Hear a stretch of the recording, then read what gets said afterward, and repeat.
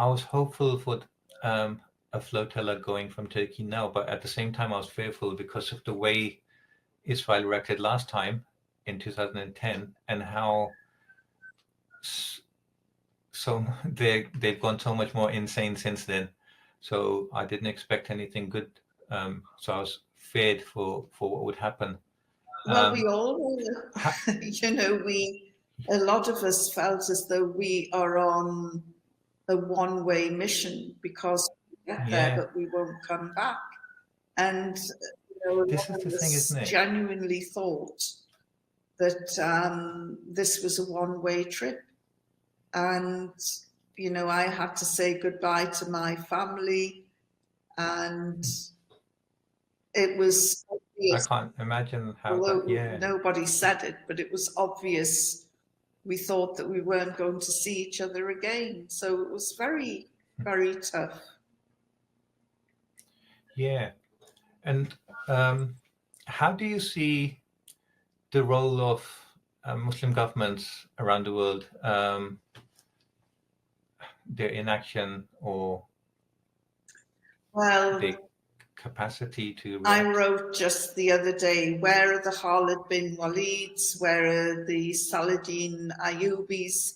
I look around the Muslim world and I see when the OIC comes together, and I just see a lot of frightened leaders who don't have the courage to stand Yeah, up. And I can understand it in some ways. It's all right for me sitting in my ivory tower in the Scottish borders saying, oh, all these cowardly Arab leaders. But they could stand up because they have got power and wealth which the yeah, West is addicted to.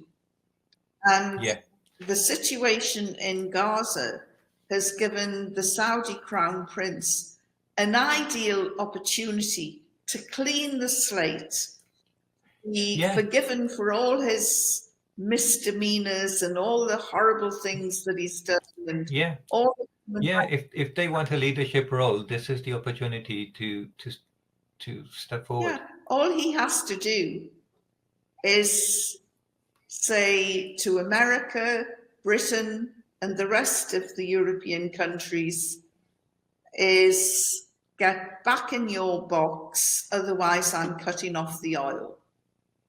Yeah, And he could easily sell the oil to Russia or China. yeah, There'll be no exactly. shortage of customers. But No, these Arab leaders, there's a word called the West toxification of Arab leaders, and that's what's happened. They've been yeah, seduced by the West. We're in the yes. thrall of the West. They have forgotten their Arab roots, their Muslim Yeah, roots. Um, they, they see the they world don't, completely differently. when they look in the mirror, they don't even know who they are. They are Yeah, ruthless and have no sense of legacy, and will yeah, not be remembered in the same way that Saladin Ayubi will be remembered, or yeah. Khalid bin Walid, or Muhammad bin Qasim. real Yeah, lions of the desert. Uh, yeah, they will be long forgotten as just tools of the West. And yeah, in fact, with the Crown Prince, I would go even further and say Mohammed bin Salman is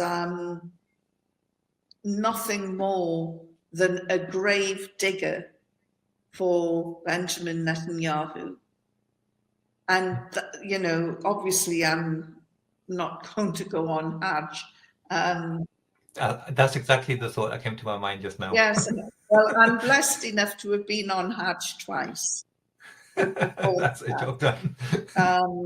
But there comes a time where you Hajj is one of the Yeah, pillars of Islam. There's virtually nothing more important than performing the pillars of Islam. yeah, If we are to call ourselves Muslims, but I can't remain silent and watch that man. And there he was the other day, sitting with Mahmoud Abbas, the pair of them bemoaning the plight of the Palestinian people. And I just thought, what weasel words.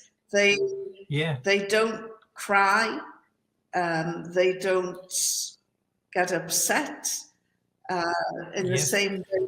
For them, it's just an annoyance, irritation. What's going on? It's just a disruption to their lives and their plans. Yes, and the day after this meeting of all this feigned sort of sympathy for the Palestinian people, the day after the meeting, there was a fight in Jenin which involved the Palestinian Authority's intelligence service, and two of the intelligence officers shot a Palestinian resistance fighter and then handed him over, bleeding and wounded, to the Israelis.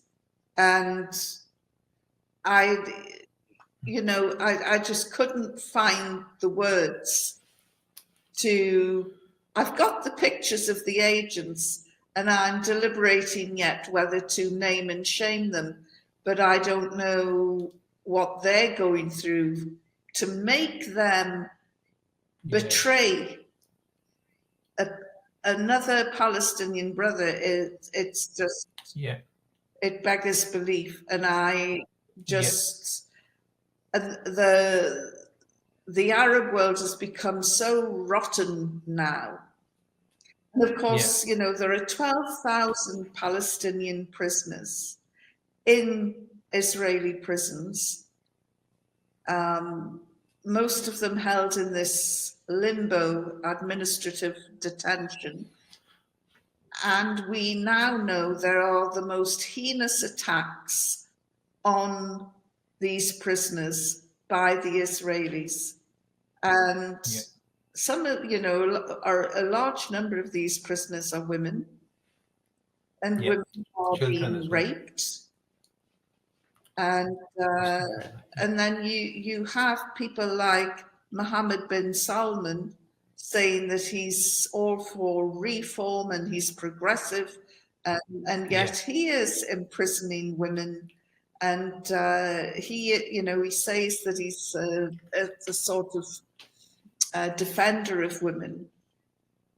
But he's Yvonne, how do they treat the Yemenis for 10 years or more?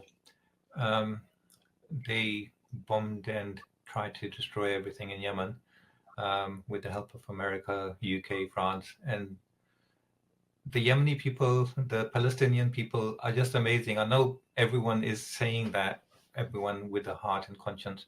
And all we at the moment seem to have are just words and prayers for them. But they are amazing, amazing people. I don't know how they get the courage, the patience, the willpower that they demonstrate day in, day out. Yes, I mean, I first came across the Yemeni community in Cardiff and South Shields long before I even considered Islam. And I found the Yemeni community to be gentle, mild people, very mild temperament. And now I look at them and I think, they are very brave and courageous. I think the Houthi rebels have been prescribed. Anybody who stands up to Israel becomes a banned organization. So I know that I'm not supposed to praise them, but I have to say I admire their courage. Because they are the fact that absolutely fearless, and they know what's going to happen to them, and yet they were saying they would rather have a bomb fall on them if that same bomb does not fall on Palestine. Yeah, I mean, they are, I've often said, if the Palestinians had different neighbors, they would be free by now. If they had the Turks, the Algerians, and the Yemenis on their borders, they would be free by now. Wow, it's very true.